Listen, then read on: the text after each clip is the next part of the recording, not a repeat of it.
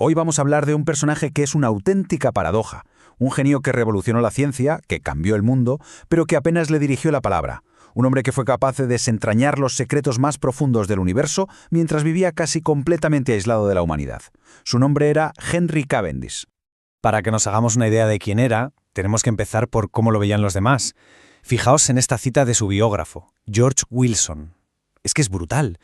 No lo describe como a una persona, sino como una especie de inteligencia fría y desapasionada, una máquina. Y esta frase captura su enigma a la perfección.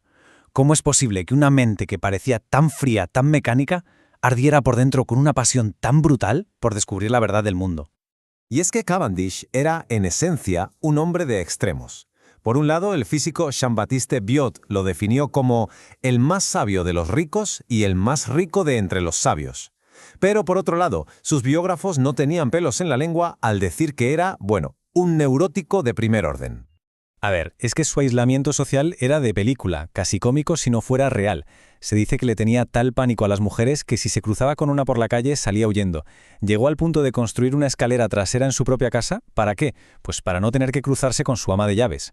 La comunicación con el servicio femenino era solo por escrito, ¿eh? Dejaba notas para decir qué quería de cena.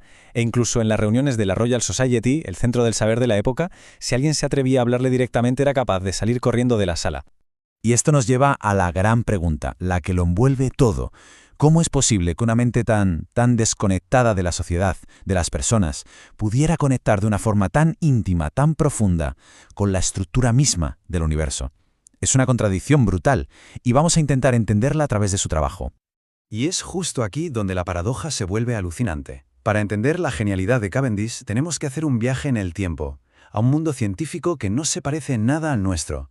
Un mundo que estaba dominado por una teoría que era, una especie de fantasma. Una idea que estaba en esencia completamente equivocada. La idea que lo dominaba todo era el flogisto.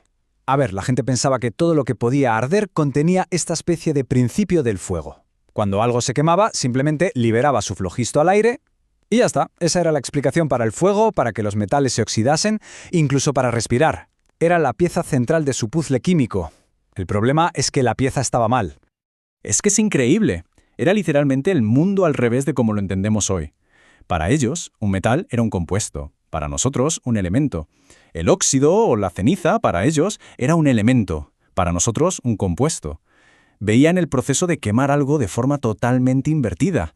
Y en este mundo, en este paradigma, es donde Cavendish empezó a experimentar. Pues bien, en su primer gran trabajo, Cavendish se puso a mezclar metales con ácidos y descubrió que se liberaba un gas muy raro. Era superligero y ardía con una llamita azul. Lo llamó aire inflamable. Hoy, claro, lo conocemos como hidrógeno. En aquel momento, él estaba convencido de que había conseguido aislar el mismísimo flogisto. Casi nada. Pero ese aire inflamable iba a ser la llave para un descubrimiento muchísimo más grande.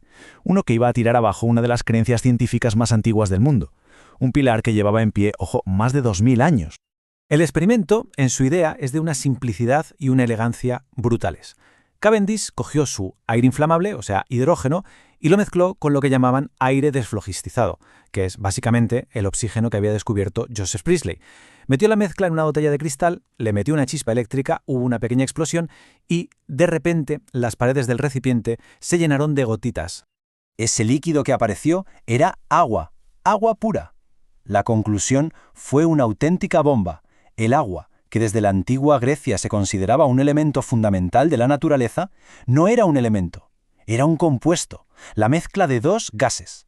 Esta revelación fue un golpe mortal para la vieja química y le abrió la puerta a la revolución química que vendría justo después.